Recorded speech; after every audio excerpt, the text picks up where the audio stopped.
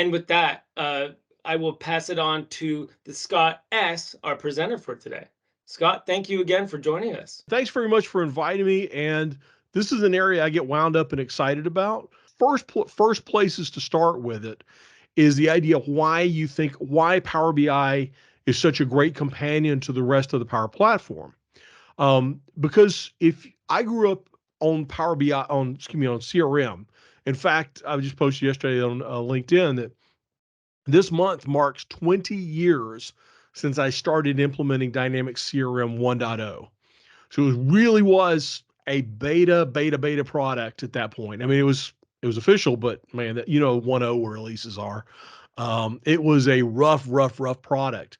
But I started implementing CRM 1.0, and after CRM 1.0 came out, then we moved to CRM 1.2.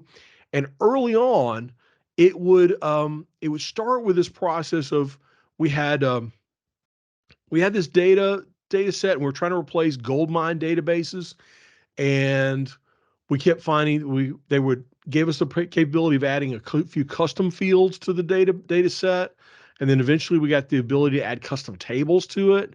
But over time, I kept finding that hey, I'm not a developer. I'm, by the way, just you know, uh, honest truth, I am not a developer by trade. I am come from the citizen developer side, and of course that wasn't a word 20 years ago. But I kept finding that I could solve problems using these tools, using this technology, and using this application platform. I could solve problems that used to be I would have to package them up and send them off to somebody else and say, "Could you please give me something back that would fix this?" And cross my fingers that it would. But over time, this really became this platform that grew into what we know and love now. And it's a fascinating thing to see how cool it is that so many people are getting pulled into this and are taking advantages of it, not because they're a technology first person, but because they're a solution first person. And they know the problem that the business is trying to solve, and they go, I've got this problem I want to solve, and here's this tool I've got I can pull and just fix it, right? And that's been this incredible tool that's grown up. And I see Kurt Goldmine. Yep. I did a lot of Goldmine conversions, and Act. It was the other one that did a lot of conversions from boxes of index cards. Um, but now that's kind of how we started on this process, or at least how I started on this process. But over time, what was happening is we started finding that the database that sits underneath CRM, which eventually became called Dataverse, um, has this really rich information in it. It's an incredible resource of history of transactions, and we can see old opportunities and old cases, and we can see the trends of types of cases and the history of opportunities being closed. Which salesperson takes longer to close an opportunity, and which one has the higher closing percentages and higher. All this data is being captured inside this database, but it's not always readily expressible through the front end of CRM. It's if you want to run a bunch of advanced find, that's cool. You can do that. You've got some charts and graphs that do some portion of that, but it's not. You get beyond a certain point, you go, there's this other data I want to be able to express that is just not there or not visible to me and through the front end, the UI there. So that's really where Power BI started coming in for me, because I kept saying, you know, if I was on a partner side, I was deploying Dynamics to customers, and I kept finding that, I can build these amazing front end for the users to interact with. This incredible data capture and processing application. I can build that, but at the end of the day, if I need funding to expand it into a new area, or if I need funding to move it up into a larger, get more seats onto it, or if I need funding to say, hey, we're going to upgrade, we need to upgrade our servers or whatever we used to do in the old days. I really had to show the value of this data to the decision makers, the people who wrote the checks to buy the or signed the POs. And I would go to that person and say, here is, and I would use my reporting tools to say, here is what all your team is doing right now. Here's all the information they're gathering and capturing. And let me give it to you in a summary form so that you can actually better make a decision off of that.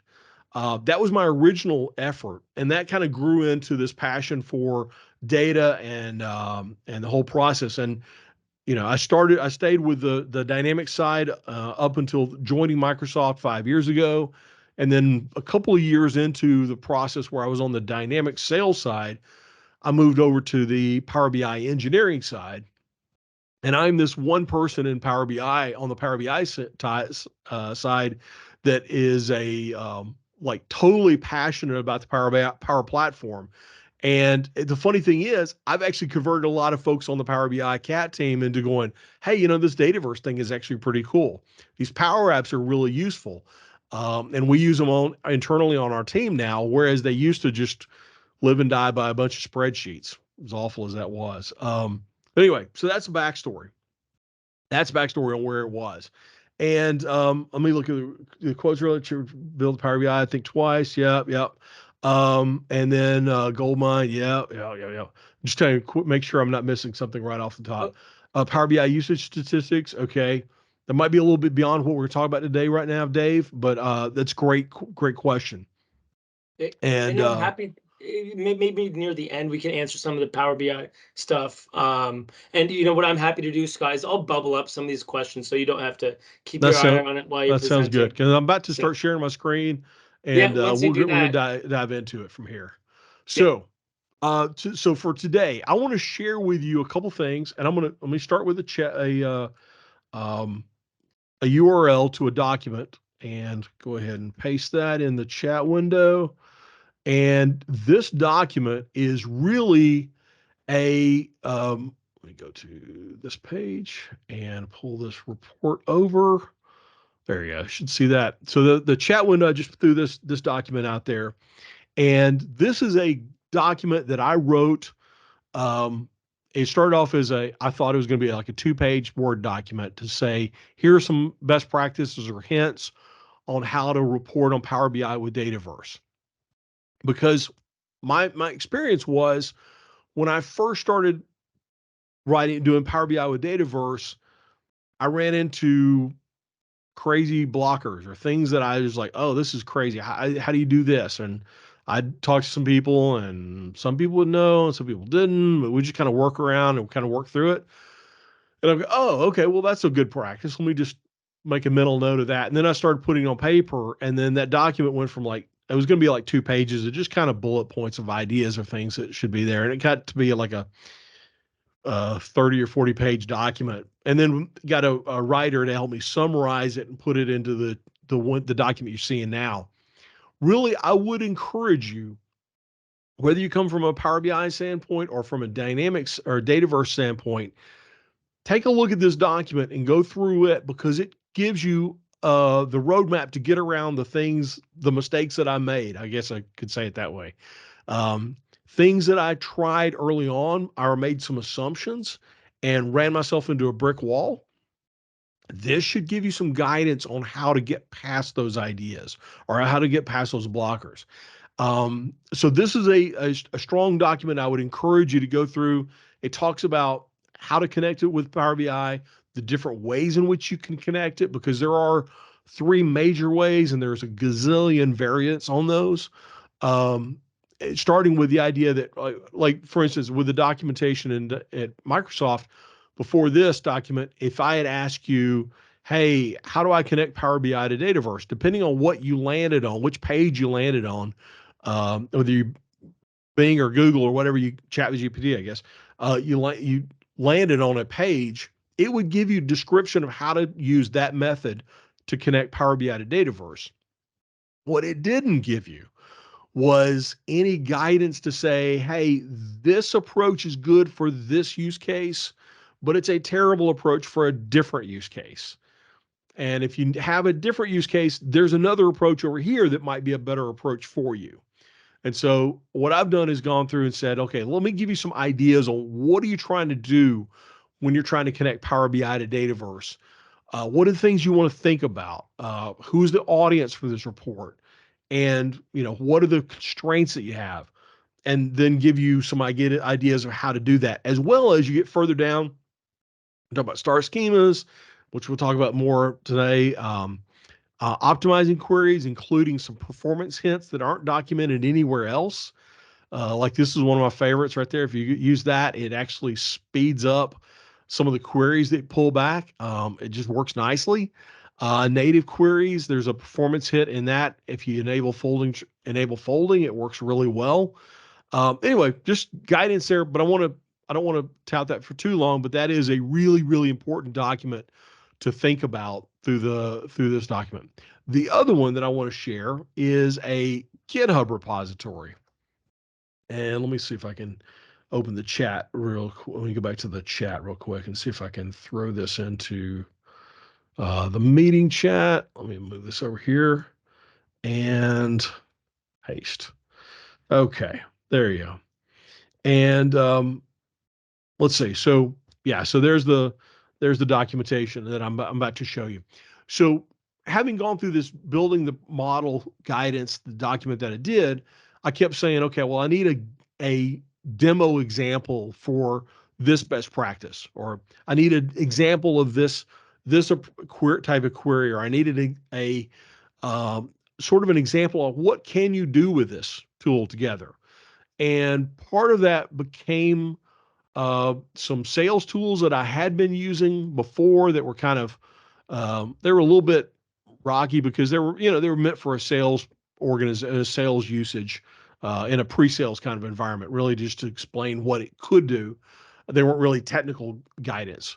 What I did is I went back and said, okay, let me create a set of sales template reports that can be both something, mostly as an idea of sharing with the community something that they could take and examine and pick at and steal ideas out of and learn from, and maybe some inspiration along the way. And that's really what this is. It's a set of tools, set of reports that I've built that expose different ways in which you can connect Power BI to Dataverse, as well as helps you kind of get over that that first step of the learning threshold where you go, okay, let me try this and let me play with it a little bit first, and then I'll kind of dig in a little further as I get to know it more. This is a great place to do that. So let me show you what we can do with this to start with. And so if you're not familiar with, I'm going to start with some where I was not too long ago. If I'm um, before this, I didn't know anything about GitHub. I knew it was like a place to store code. I didn't know what to do with it though. But if you're in the same boat as me, this will be helpful. So what I would encourage you to do is you go to the site and you see this big green code button. All you have to do is pull that down and hit download zip. And it's going to download all the files, all the reports that I have into your downloads folder, which looks like this, right? And so there's the zip file that I downloaded. So now I've got all the stuff off the GitHub site downloaded to my local machine in a zip file, which I'll just extract real quick. Extract all. And I'm going to extract it right into my downloads folder because it's got right there. Open that up. A couple things in here. It's got the README document that gives you guidance, which is really this document right here. It goes through the prerequisites. What do you need? How do you get started on it? What are the assumptions that are built into the reports, et cetera, as well as guidance on the data model and what the different versions of the reports are in there. Okay. So that's all in there to kind of give you that guidance there. Let me start with the TDS based ones. These are kind of the simplest ones that are in there. And a couple things that you'll find in here. First off, you're going to see two PBIT files. That's just a Power BI template file. And Power BI template just means that it's the structure and the query of the database of the report, but it doesn't actually include any data in it. And if I were going to load this one, I would just double click on the PBIT file, And let's see, it should start loading up. Yep. And just using whatever the latest version of Power BI is off the web. And I encourage you to go grab the one out of the Microsoft Store. It's free. It literally is free. You don't have to worry about paying for it as long as you're running on your desktop. You got it, and you can have a good time with that. So in this case, I'm going to. The first thing it does is it prompts me for a couple of parameters or a couple of variables that I'm going to give it. And I have to give it three of them. And the first one I give it is the GMT offset. That tells you what time zone I want to adjust the date times to. I'm in Central Time Zone. That's -5. Quick, I want to Scott, ask for, we had a yeah, quick buddy. question. I think we saw a TDS. Was there an acronym TDS? Yeah, great. I'm sorry. Yeah, TDS. The acronym TDS represents, that's called tabular data stream. There's no test at the end of this. It's called tabular data stream.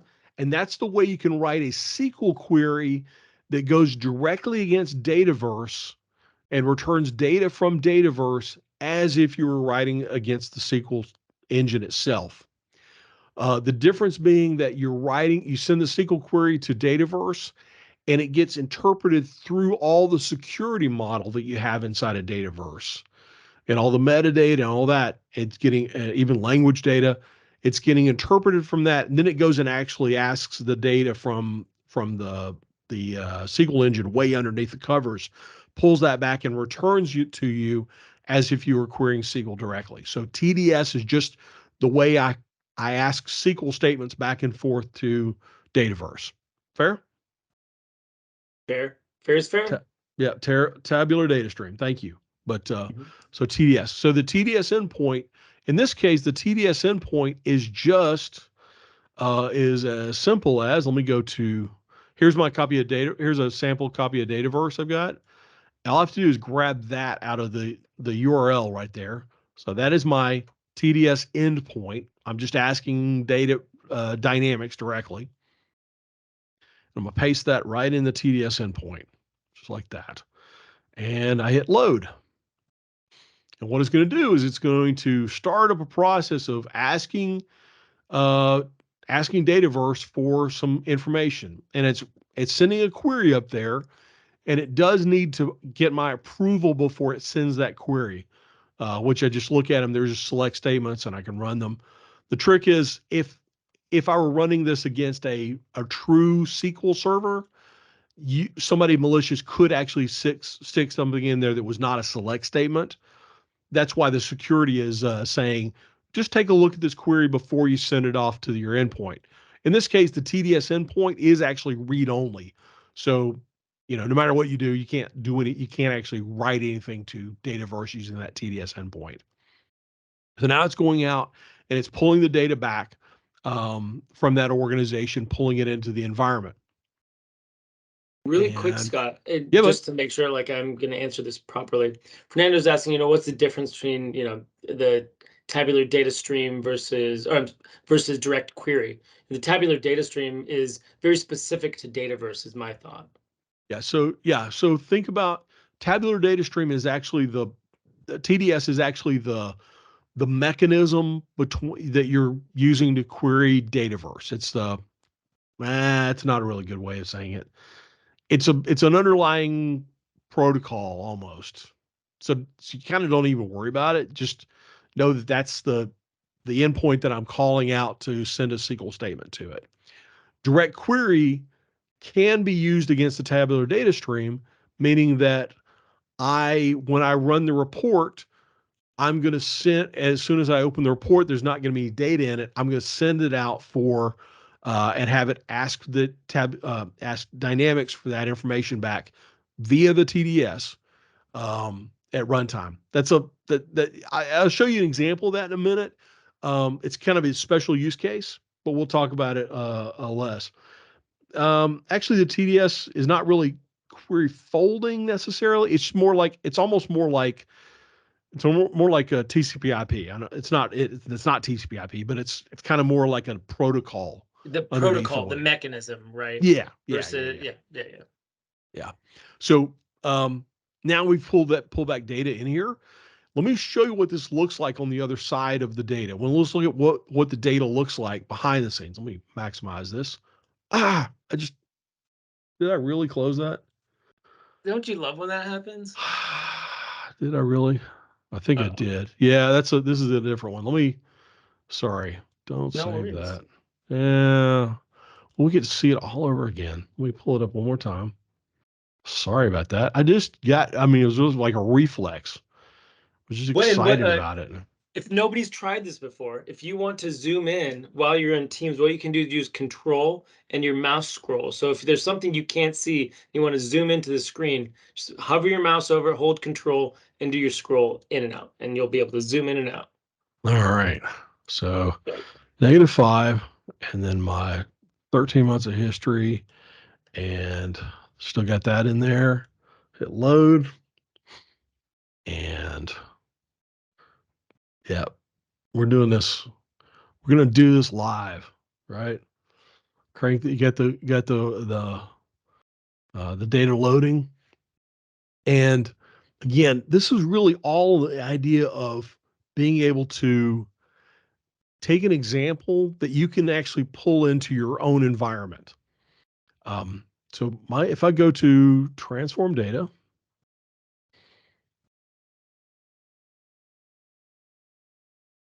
okay, load that. And a couple of things that you'll start seeing in here is this is my, I can refresh it, but this is my query that pulls in my list of customers. There's my 21, a total of 21 customers in my sample data set. But if I hit advanced editor, I can pull this up and you can see really, I'm just writing a select statement. I'm writing a select statement. This is the base one that just says, go get me the customer ID, name, parent account, city, state, et cetera, from the account database or the account table. Now, in this case, I'm adding a little flair there to it to say, only bring back the accounts where there's an existing opportunity. So I can sort of limit the number of accounts that come back to just the ones that are relevant to my report. But if you'll notice, this is all written in as a SQL statement. And then down below, I just say that I want to enable the folding, and then I rename the columns that I have. And I'm done. And that's just it. If I go to something simpler, you'll see almost identical type of process. This is selecting my territory, and I join in the manager's name for the territory. And then I also make sure that I've got that this is a territory associated with an account that has an opportunity in the last X number of months. And this right here is just that months of history parameter that I sent over to it. So again, you don't have to do all this to do this, but I wanted to kind of show you an example of how you can use any SQL skills that you have to start pulling the data together and pulling it into the report. Once I've started doing that, I then can close and apply that, and I've got the data showing up in my Power BI report. Let me show it to you what it looks like when I pull that into Dataverse or into Dynamics. So in this case, I'll take this environment, maximize it, and go to my dashboards. You'll see the same report that I've just imported into the environment. And now I can see the data and I can start interacting with it. Like I've got my managers and my salespeople. I can click on different sales marketing campaigns, and I can interact with those, interact with different territories that the data set has in it, as well as I can also see it as a graph. Well, that one's not really exciting, but I could drill down into that and see there's the states for the territory. The different territories, and I can even see it as a chart showing it over time, seeing how that behaved over time. So, okay, I see a question there. CT Yes, the question context. is, when you set up, do you refresh the Power BI report, or is it live connected to Yeah. Dataverse? And So that's something that you schedule, correct? yes, there are two ways to do this. There's the import mode where I can schedule it and go into, in fact, let me open it in Power BI and I can show you what that looks like. Where I schedule a refresh of the data every X number of hours or every day or every week or whatever is relevant to me. So let me go into that here and see. In this case, you can see that my data set was, oops, I don't want to rename it. I want to go to settings. There it is. In this case, there's my credentials, and then I set up a scheduled refresh and say I want to keep it up to date. And I want it done at 1 a.m., 8 a.m., and 3 p.m. Central Time. So I can set that schedule. So that's an import mode. There's another one that we have, which is called direct query, which Fernando mentioned earlier, which allows me to say, don't bother getting data. I want you, when you open the report, I want you to go get the data at that moment. And I know that I'm going to have to wait for it, but I want you to go get the data at that moment. That's called direct query. It has some real advantages when I'm talking about kind of a narrow, small data set. Things like think things like my open opportunities or open support cases this month or opportunities closing this month. Think about kind of really constrained data sets. That's a really good, cool thing to do is you can use this direct query, again, meaning that it's runtime and goes and runs the queries. It's a cool way of getting that back, and it also pulls it back in the context of the user's security. So if you have a pretty complex security model for your end users, typically like salespeople might only be able to see, only allowed to see their opportunities or the opportunities that they're on the team for. So it might be 10 million opportunities in there, but a salesperson could only see 10,000 of those. Direct query is a really cool way that it will inherit that security model from Dataverse and pull it into Power BI so the Power BI results only reflect what that user is allowed to see. That's the upside. The downside is when I open the report, it's empty. It has to then go and get the data and pull it back in. So there's an inherent lag in that process because at the moment it opens, there's no data. It's then going out and getting it and pulling it back based on that user's credentials. So I had a situation where the speed is direct query is depends. Yes, it is. It is very depend, but that's kind of part of it. It's not intended to be go get me the entire database unless your database is really, really, really small. It's not intended for that. It's intended for kind of really specific targeted use cases. That's part of what that documentation that I've showed you earlier on. That's part of what I ran into early on is because some of the documentation would just kind of tout, hey, direct query is the greatest thing since pocket t-shirts. I mean, it's awesome. And yeah, for some use cases, it is awesome, but it's not the use case. It's not what everybody needs every time. And at some cases, sometimes you'll have customers. I had one customer, big financial services customer, and every person on the front line in the sales side had really, really narrow visibility into what they're allowed to see in the inside of Dynamics. Really, really complicated, I'll say overly complicated security rules. Direct query allowed us to address that. But the moment then we then turned and said, hey, the CFO wants to see the same report, we said there's no way the CFO should be allowed to use that. We're not going to make them use that one because it's trying to drain the whole ocean through a drinking straw. We're going to give the CFO a different version of the report that has all the data preloaded. So the CFO opens it, all the data is there because the CFO already has permissions to see all that data. We don't need to refilter it for the CFO, right? So kind of a difference in use case there. You can achieve that with data views and Dataverse to narrow the load. Nah, not really. Not exactly, but yeah, The one question I yeah, have that yeah, just to reiterate from yeah, buddy. Bastian, what have you seen as like the performance of using like direct query with Dataverse. I mean, to your point, you want to do it so for like very specific things like open opportunities, right? Yeah. That's something that has a very like high latency change throughout the day, if you're on a sales team. But things like accounts and the greater database, that's not something you want to direct query. But I'm actually curious to hear from you. Like, have you found it performant even for those specific things that use direct query for? Does it create, I mean, is it a big latency hit or?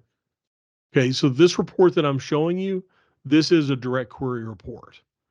I built this one separately just so you see an example of Mhm. it. It's pulling back some data. Let me go to another, let's go to AdventureWorks sample report. So you're seeing this one load.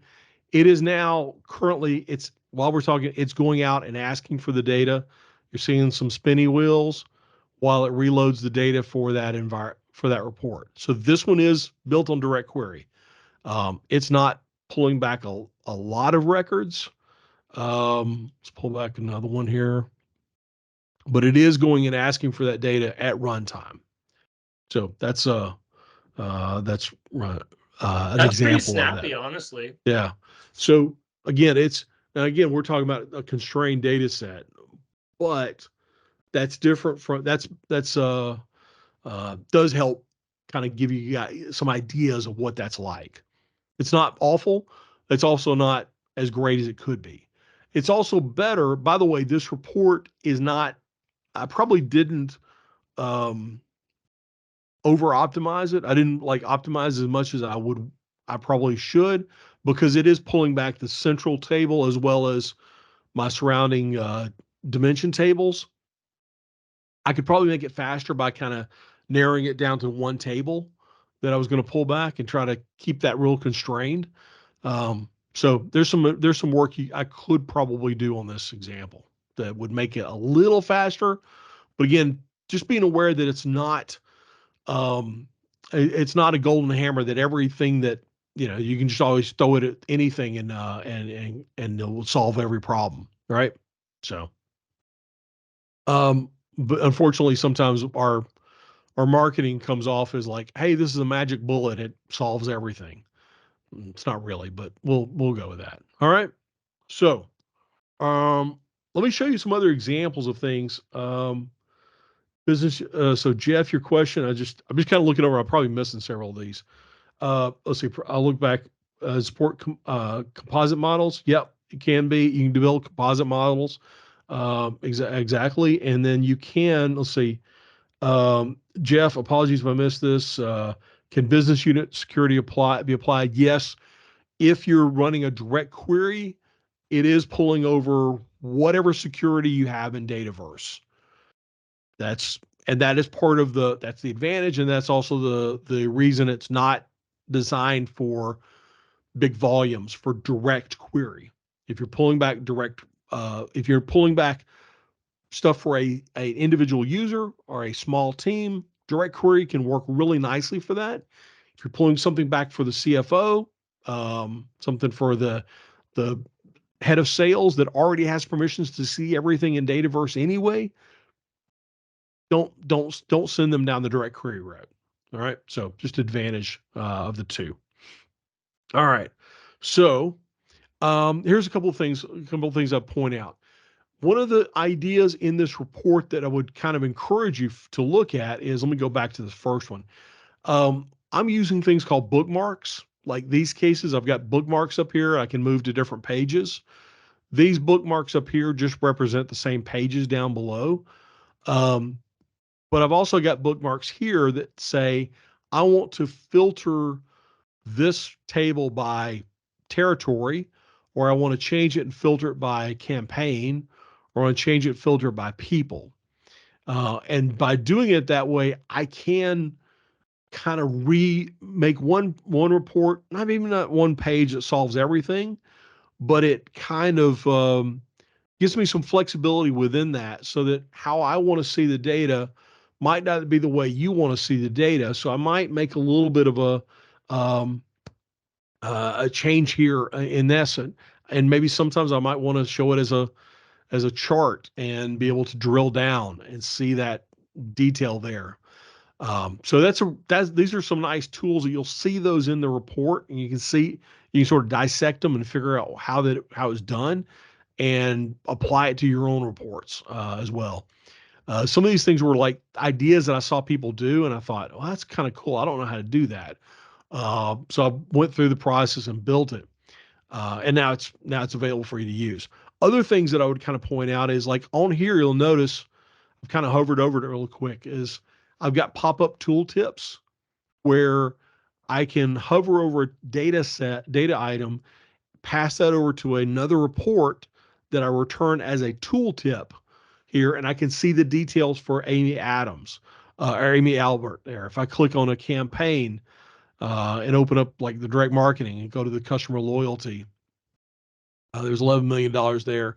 I can pull up the tooltip for that. So kind of cool ideas there that you can dig into.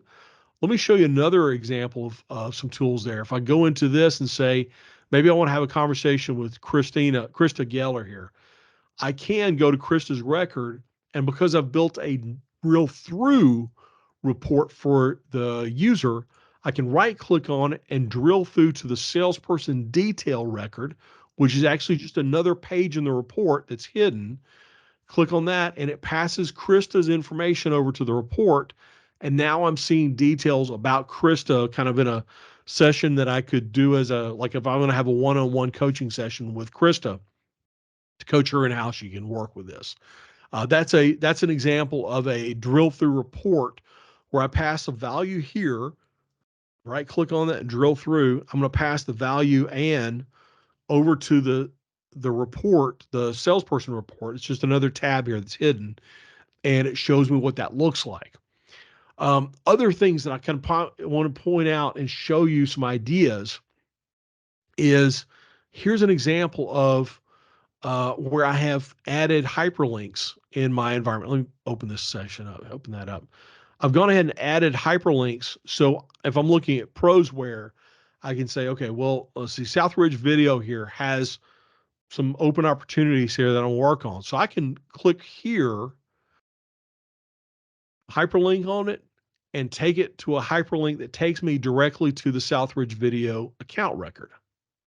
You see that? I clicked from, oops, let me go back.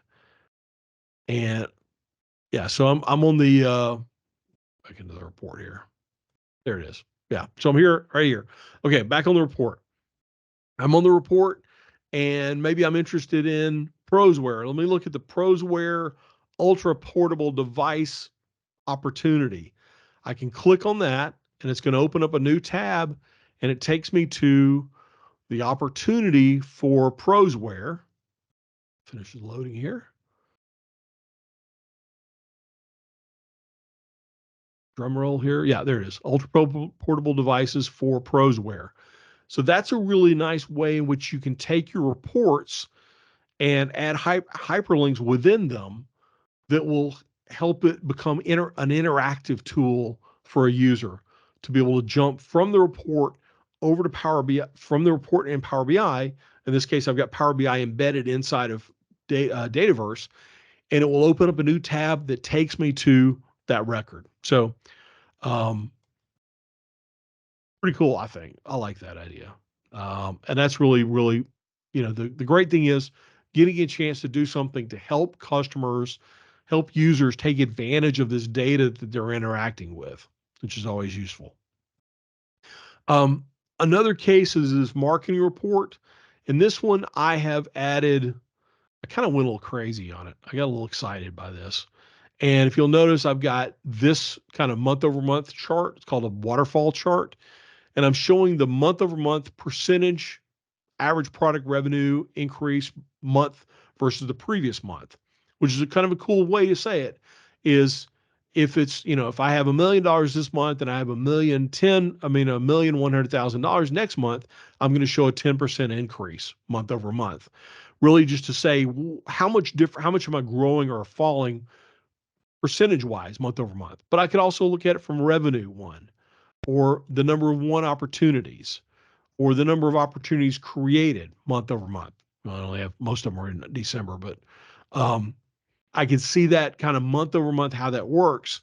I can also see it over here by looking at the same value, and I'm going to slice that by owner, and I can drill in and see the created and won, and average revenue, etc., or by territory, and I can even look at it as a graph chart. So that's using that kind of interactivity creates ability. It almost becomes an app in and of itself that your user can interact with, and you don't have reports spread out across a million pages. 50 different variations on a report kind of can make the report take an idea and give you a couple different ways to slice it and work with that and really turn it into something that the user can interact with. So pause there for any questions. Hopefully I didn't lose anybody there. Still good? Any questions? Because this is the cool next step here is this is an idea where I can take, and by the way, this is all in that report that you can download from the GitHub site, is the idea that I can take a report and filter it to, maybe I'm interested in these individuals, and I can actually just select and highlight those three individuals and say, those three individuals have kind of a lower closing percentage, or maybe they have something else going on that maybe whatever it is I'm measuring, maybe it's customer satisfaction scores or product, facility success rate, or whatever it is I'm measuring. I can filter it and narrow that down to whatever details that I'm interested in. And then that creates my list here. And I can use the Power Automate button here. What this is, once I click the Power Automate button, it will take whatever I've filtered this list to and pass that to a Power Automate flow and take action on it. So maybe in this case, as a sales user training, I may say, this is my Power Automate button that's going to send them, enroll them in a sales training class, or send them to a webinar or something, whatever action I want to take. I'm using the power of Power Automate combined with Power BI to summarize and sort of select data coming out of Dataverse and take action on it. Really a powerful conversation that you can have with your users to say, let's figure out how we're going to take action on this information. It's great to have this cool percentages or whatever pulled back, but let's take action on it. I love this. I love that you incorporated that into this report. Again, there's so many good ideas, patterns, and things that you've implemented in this report bundle. So much to learn. I was just saying in the chat how I learned a lot of the CRM like Dataverse entities just by kind of deconstructing what you built here. Good. And so all those on the call, definitely take the time to download this bundle and really, kind of dive in all the componentry. Scott Rip spent it so apart. much time on Yeah. this. Jump into it, rip it apart, find ideas out of it, steal liberally. I mean, don't, I think it's probably too much. It's probably not. Borrow. Yeah. Well, borrow, whatever. It's, it's not, it's not designed to be like, here's the ultimate sales report that everybody should implement. By no means. Everybody's organization, you're interested in different ideas, different things about your data. This is really just kind of ideas of what if, and then I saw this idea over here, let me steal that idea and turn it into it. Or I saw this idea online, can I get a practical implementation of it that I can dissect? So take it away from that perspective and go for it. I do have in here also a drill through. If I look at a datum, I can drill through to the customer detail, and I've got a customer detail page, which is the same one that I have embedded earlier, but it's also in here. But let me show you a couple other ideas here. This one is cool. These start getting into the AI driven ones, and they work better if you have lots of data. In fact, this one is actually showing me a um, a red dot saying that I don't have enough data in my sample data to turn out a legitimate perspective on that. Or this one actually is a forecast. I don't have enough consistent data to create a forecast, but it does give you an idea what that would look like. In fact, if I go back over to my main area This is my big data set. I've got about 500,000 records in this one. You go to Trend Analytics here. I'm going to refresh that. Let's refresh it. Once it sits idle for a while, it kind of gives up and goes home, goes on a coffee break or something.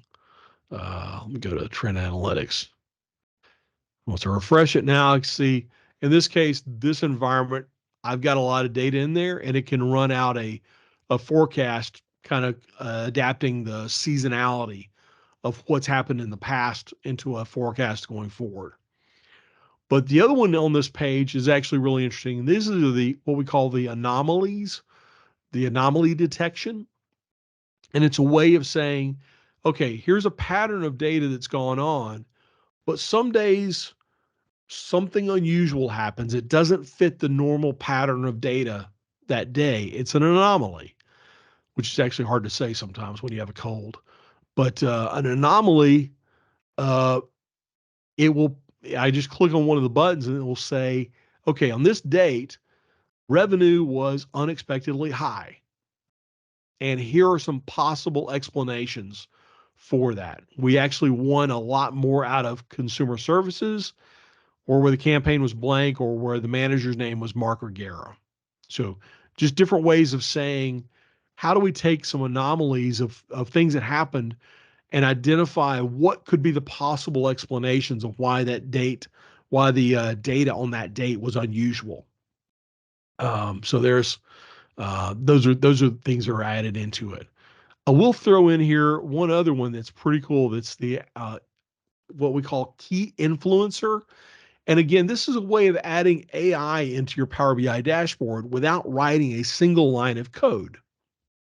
And you'll see this in here, and it lets you start looking at data ideas and um, trying to find ways to say, okay, what do I want to um, take? What kind of ideas do I want to find in here, or what patterns do I want to try to understand? In this case, I might be looking at on sales opportunities. I might be looking at like close percentages or the number of days it takes to close an opportunity. If you're dealing with sales types of data, you might be looking at how long does it take for an opportunity to be created to the point it actually gets either won or lost. What is the life cycle of that thing? In this case, if I do the days to close, I can see that what drives days to close to be either larger, meaning it takes longer to close it, or what causes it to be shorter, to decrease the number of days to close on average, could decrease. And we find out if it's the decreased or the faster opportunities are a result of the purchase process being individuals, or the decision maker was true, or the campaign was from a consumer trade show. We have ideas like that that help us understand what is it that's driving the outcome. I did this on a project with an industrial company that was doing safety. They were doing safety reports, and we pulled in data from their IoT devices and things like that. That were saying, okay, we're going to measure um, what type of respirator the person was using. They were testing whether the respirator was fitted correctly. We would do we would test the which model it was. How long had the person been since they were last fit tested by the safety manager? What was the temperature in the facility? What was the humidity in the facility? How much particulate, how much dust was in the air? And how long had they been on shift? So we used all this data and said, what are the factors that drive a particular outcome, that drive to a failure? And that's we just use key influencer to say, really the strongest influence on this is the model. In this case, it was the model of the respirator. It said that one, this particular model fails more often, all things else held equal. This one fails more often statistically than the other ones. So we were able to give some feedback along that line, which is really interesting to do because it's running a bunch of statistical regression analysis in the background, but you don't have to write a single line of code or math in the process. So That is what it looks like on the outbound. That's what the result looks like. Well, let's go into the report itself and talk a little bit about what it's going to look like and what you'll find inside the report and see how you can interact with that. So here's the report again. This is exactly the same thing that's published up to the site. And what I want to do is start with this idea here. This is the hardest thing for Dataverse professionals to get accustomed to, and that is the idea of a star schema. You'll see it referenced in my documentation. There's books written on it. It's really, how do I organize the data that I have for a particular set of reports that I'm going to write? The data that you have inside of Dynamics, which I know the Dynamics schema backwards and forwards, and I know it and I love it. It's great. It's awesome. It is not a schema designed for analytics. That's not what it was built for. And again, even today, if they rebuilt it, it wouldn't be built as an analytics model because that's not its purpose. However, when you pull it into Dataverse or pull Dataverse data into Power BI, there is this huge temptation, and I fell for it. I'm the first one that will say, this was my temptation and my challenge is I have in Dataverse, I've got tables and columns and report and relationships. Oh my, I've got all that in there. My first temptation or the first mistake I made was to say, oh, let me just grab all the tables and columns and relationships and put them into Power BI as is. And I'll just put it in there and we'll sort it out later, figure it out later. Oh my goodness. You can do that, but it creates horrible, horrible effort levels to create reports off of that because you'll have everything starts interacting with each other and things cross filter ways you're not expecting it. It creates a real difficult process to use. The approach that you really need to think through is to move over to the star schema. And all that means is I've got right here um, in the middle of my report, I've got my table that is the core of what I'm going to measure. And so in this environment, in this report, you'll notice that all the stuff that I've been reporting off of are things like the number of opportunities, the value of the opportunities, the ratios of closes of the opportunities. And then around that, I'm filtering that or slicing it by things like the customer, the campaign, the date and time. Those are the measures, or those are the things. Those are dimensions around the outside that I use to filter those numbers, and I'm pulling off that opportunity table. It's in this case, it is all about the opportunity. Now, if I had a database that had opportunities and I also had service cases and I also had something else in there, I'm not going to try to turn those all into one report because ultimately I would wind up building a report that's so convoluted that it makes it difficult to use. I'm going to keep it kind of narrow to this report is going to be around sales information and the sales schema. And then I'm going to have another report that's going to be built around how do I work off of opportunities or service cases. I might have a little crossover between them, but I'm not going to try to mix and match and say, I'm going to give you one report that solves everything, right? It's not an approach there. So having said that, I've got my opportunity. I've got my date table, my owner, my campaign, my customer, and then I've got a snowflake up to the territory. Wanted to point that out because that is a best practice that I want to encourage you to um, fight your way through and deal and work with this because I promise you the queries that you'll write are so much simpler here than they would be if you built them into if you just tried to replicate the schema as it exists. Let me show you some examples of the queries that I've got in here that you can work with, and I'm going to show you how I built out, well, how blew it up and made it a lot richer in the process. So let me go out to my report here, and I can show you from this perspective. And I'm going to expand out my sales measures. And I've organized them into little folders here.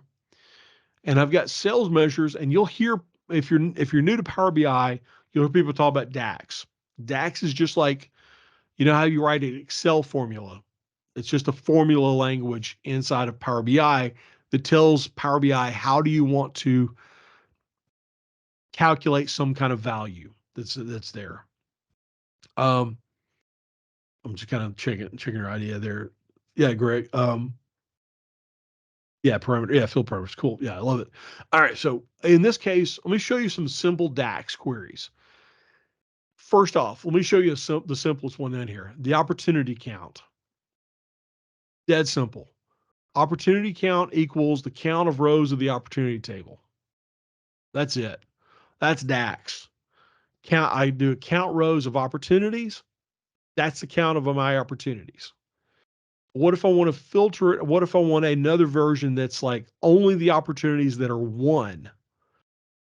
I can then start filtering it and saying, calculate the opportunity count, which is what I just showed you, that first measure.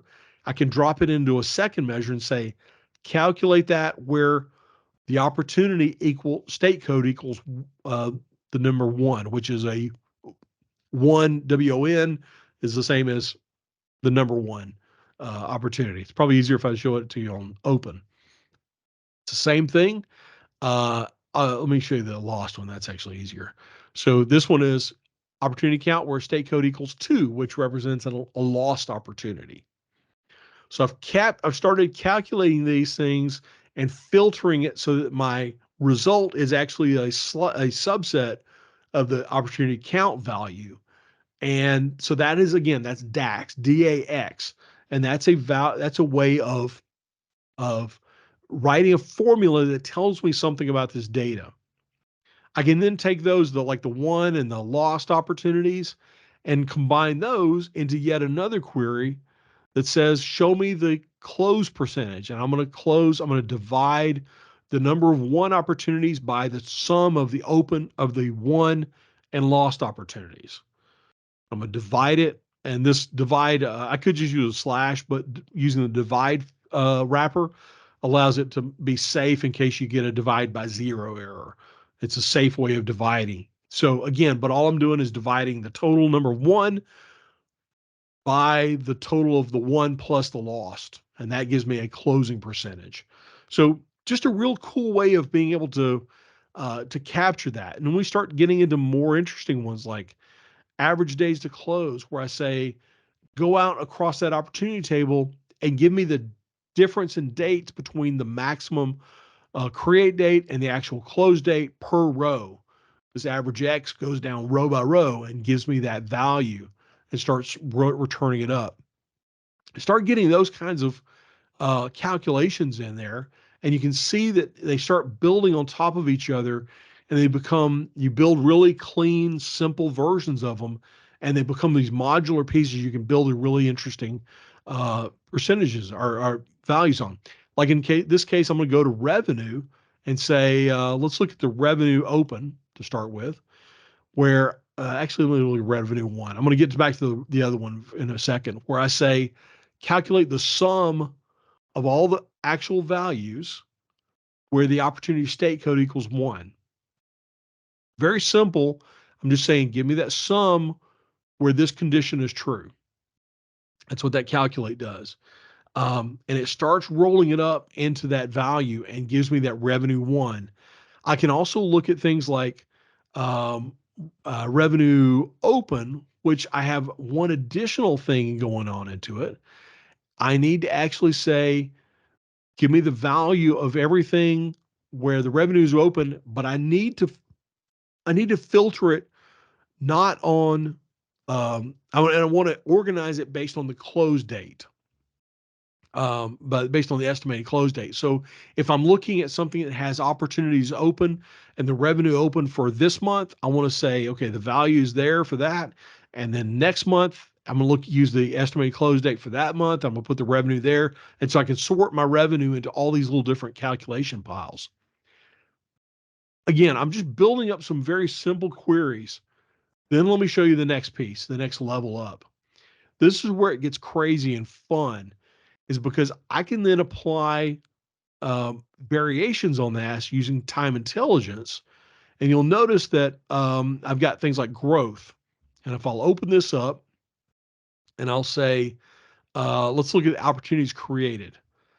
And so I've taken this opportunities created value up here and I've blown it into a variable. I mean, another versions of this that say, show me the month over month percentage. Let me do month over month. Yeah. So this one's a month over month. Again, you don't worry about the specifics of it, but I'm taking that one specific value and then starting to blow it into different variations on this. And this is called like month over month, prior month. I'm going back a month and saying, what is this month versus the previous month versus prior query, prior quarter or prior year. But I've got a secret on this. I did not write this. All these things, I'm going to blow them out a little bit. And you can see there's tons of these things in there. I didn't build all this. I got a secret weapon. And that is, yeah. So Fernando, how did I build it with ChatGPT? No, not quite ChatGPT. Here's what I'd actually built it with. I used Bravo. Bravo is a tool from SQL BI. It's free. They release it to the public for free. And what it will do is I can take a I can take a value and format my DAX. I can manage the dates, and I can build out time intelligence, all those time intelligence variations on that by just telling it these are the measures that I'm interested in. And like I'm interested in these measures. And let me go to the sales opportunity. Yeah, sales measures. Here it is. I check the boxes beside all these. And as I check those, it will then create all those variations on it and blow it out for me. So I get all that variance and all the cool stuff there. This also will also build me a date calendar for this report. And this report's built off of the Bravo created calendar, which allows me to then change the calendar if I needed to. Instead of current standard, I could do a fiscal or a monthly or a weekly calendar, however my organization needed to organize the date and time for that. And what month of the year do I want to start it on? You know, like Microsoft starts July to, July's first month of the fiscal year for Microsoft. I can start at July to June as my calendar year. So really a really super helpful tool to be aware of that's in there.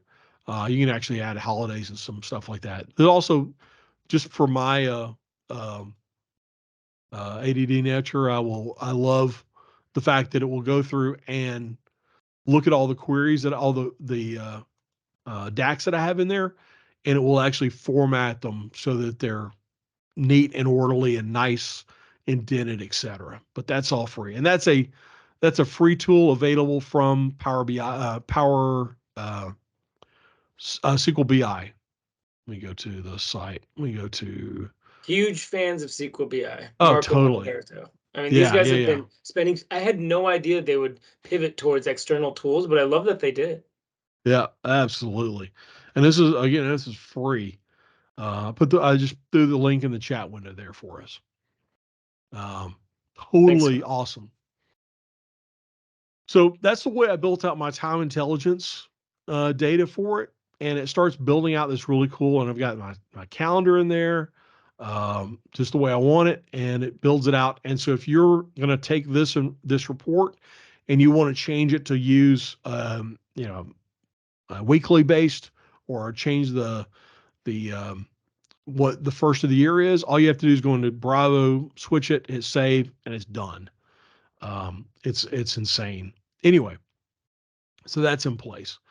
By the way, so just other pieces along the line. So that's the way I've organized the measures in there. I did go through the process of cleaning these tables up so that instead of if you'll notice, I've got a bunch of things hidden. So if I view hidden, you'll notice like the ID values, I've hidden those because I don't want the user to necessarily see that. I don't need them to see that ID value. Or there's some field parameters in here that I don't want the user to. I mean, it's not that I'm trying to hide it from them. I just don't want them to have to interact with it because it's not relevant. they're interacting with it through the front end of the thing. I want it to be really simple for them to use. Instead of seeing all these values, I just mark the ones that are kind of link values or things. I just mark them as hidden, and then once I hit that, it keeps it really nice and neat and clean for them to interact with and see that data. By the way, this, where I showed you how to um, link from one record up to Power BI, from Power BI to Dataverse. This is the formula I'm using on that line. Is I link to the opportunity and I pass over the opportunity ID as a part of the URL, and that way I will open up that record when I get to it. So that's the way you do the same thing on the customer record too. There's a link to the customer. But those are examples of how to do that. I've got a video up there on the site that I've posted a while back that talks you through that process as well. Tooltips. I showed you the tooltips a minute ago. Like when I'm looking at an individual salesperson and I highlight them and it will show a tooltip for them. All I'm doing there is, let me go to here and see. If I look down here, I think, let's see, tooltip owner. There it is. If I click down here, you notice I've got some tabs that have the little I with the slash to it, meaning they're hidden. Click on that, and you'll see that's my tooltip. I just build my tooltip as a separate little report, and I say I want to keep the filters when the owner name, based on the owner name. It's going to pass the owner name over, and when I'm filtering by an owner name, it's going to pass that over, and that becomes my tooltip. Same thing for the account. I'm passing over, there as well. So again, just a quick way of getting that data over and being able to filter it. The other one is the drill through details, where I say, here's a report that I'm going to drill through to, and I create this as a customer name filter. So I pass that when I click on that.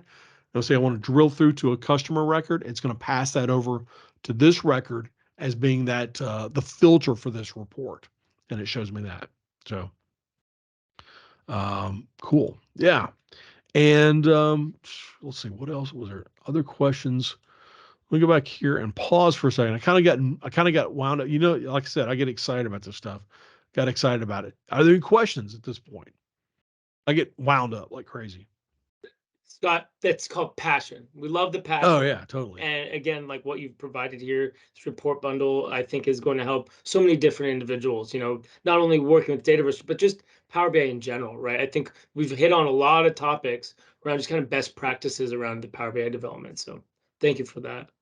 Good. For those that have questions, Yeah. I think this is the time where we can, if you have something very specific or maybe more in depth, feel free to come off mute or type it in the chat. Yeah. While we're waiting for some chat questions to come in, I do want to point out that in here, I've created two solutions. And if you're not familiar with it, I've created solutions for the Power Platform that contain all the reports and the app, and it contains all the things you need. You can import it as a managed solution into your environment, and it will create an app. It'll create the reports.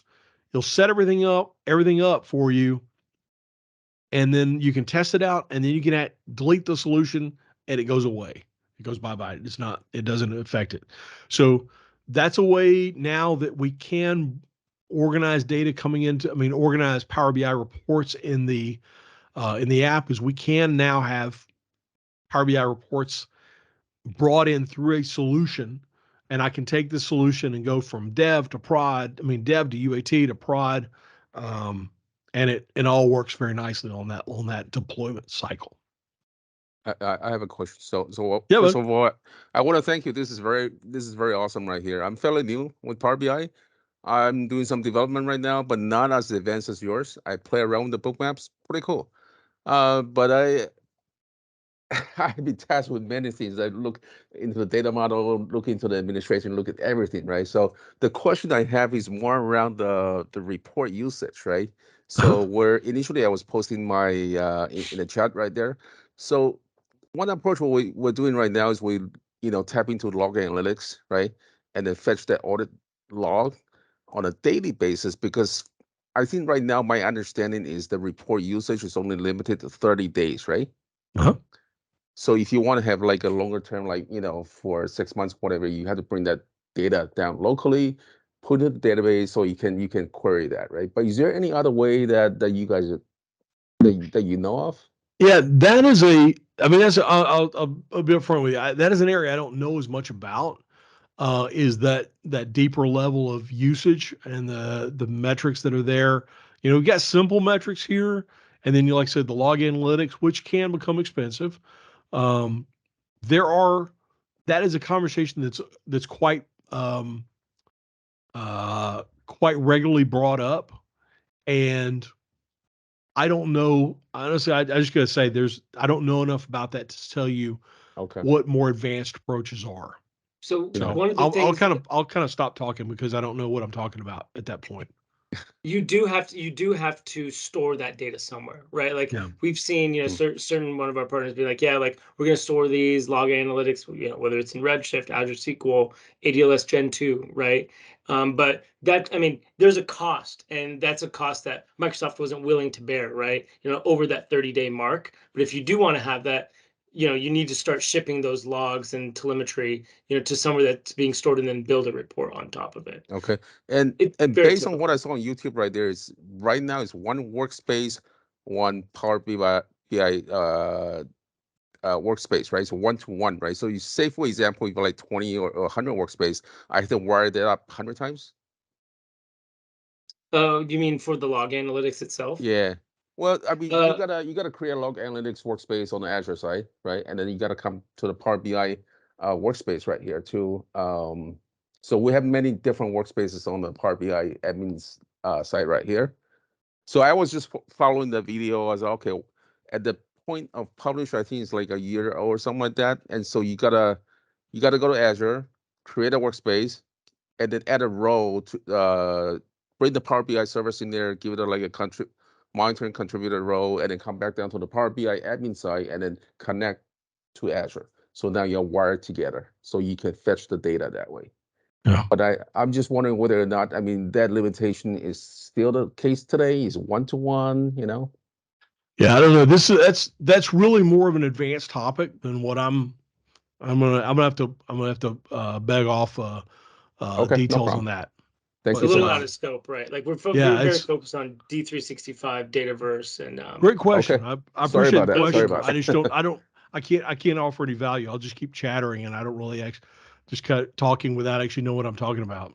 bring that to the Power BI user group. I guarantee you. I know there's like 5 or 6 people that have done exactly what you're talking I about. get excited Power BI about user that. group. Yeah, We my will first see time you in here, 2 weeks. Yeah, but yeah. your group is awesome. Thank you. Thank you for the Oh, question though. yeah. Honestly, thank you. And I see Pranam is saying, is there a published to web version of the demo report? He wants to share with his colleagues for having them to import the solution to D365. I think you have some like screenshots, right? There's no published Yeah. to web version of it. Pranam, you can also just open the PBIX file without connecting to D365. Does in your GitHub solution, do you have any like the Contoso sales like already in the PBIX file? No, the Okay. files are PBIT files, so there's Oh, no data PBIT. in them. But I do have an animated GIF that will give you some idea of it. But you're right. But if you download the PBIT and open it up and point it at your environment, you can load it to your desktop and run it and experience it there. And then if you wanted to publish it to the web, I guess you could do that. But again, if you publish, I'm not going to encourage you to publish it to the web because that's a not secure way of publishing that report. But you could pull it up and create a video for them and show them how it is, or point them to this animated GIF and it kind of walks you through ideas that are there. All right. Good. There's Power BI user group coming up soon. Yes. And I Yeah, know this has been a topic that's been brought up. So good. But yeah, all of this is, I will point out there is a couple more documents here. Let me point to, so, whoops, wrong one. There is find it. Yeah. There's some of the information on the content management. That's how to use the solutions. That's a new feature. It's really useful. But I pointed out to you, it's still in preview, but it's available. I'll throw that in the First time chat I've window. seen it, Scott. I didn't want to say anything. I was like, what? Like, we're in Yeah. Power Apps and you do this in Power Apps? So this answers my question. Yeah. That's pretty sweet. Yeah, it allows you to pull things in through a solution. Like I said, if I pull the solution in, it's going to create an app. I mean a Power App, model driven app, Right. right? Mm-hmm. And all that is just um, this app, this kind of app right here, and it's Contoso Sales, and it has a pointer to the accounts, a pointer to the contacts, opportunities, campaigns, and users and territories, as well as it imports the dashboard. And on the account record, it creates a separate form that has the Power BI report baked into it. And that all just gets deployed through that The solution. Again, I think this is just so, so exemplary of how these the Power Platform technologies are working with each other, right? Again, this is why I really wanted Scott on our Power Platform user group, because it's picking and choosing a little bit of everything, right? From the solution deployment to, the Power Automate button in Power BI. There's again, just there's so many possibilities, right? That's fun. Great fun. I get wound up too, Scott. So. It's great. Yeah. Well, it's fun being here with my people. You guys are awesome. And I do want to, I want to at least take a moment, Scott, for everybody. I do see some people kind of jumping off as we're getting closer to time. Yeah. I do want everybody to, if you can come off mute, share your video, but let's give Scott a warm thank you and just a round of applause, almost as if we were here together in person. So Scott, thank you for coming and joining us. Our It has little been a weird pleasure. Portland user group, learn a lot from you today. Thank you very much. It was a pleasure. I appreciate it very much. And I look forward to hearing from you. I threw my contact information in the chat at the beginning, but really, please reach out. But hope to see you next month. Let's make this a big year all together, that we learn, advance our careers. Do want to thank our sponsors, Scott and Lucas, that were on today and that continue to make this user group happen. So thank you guys.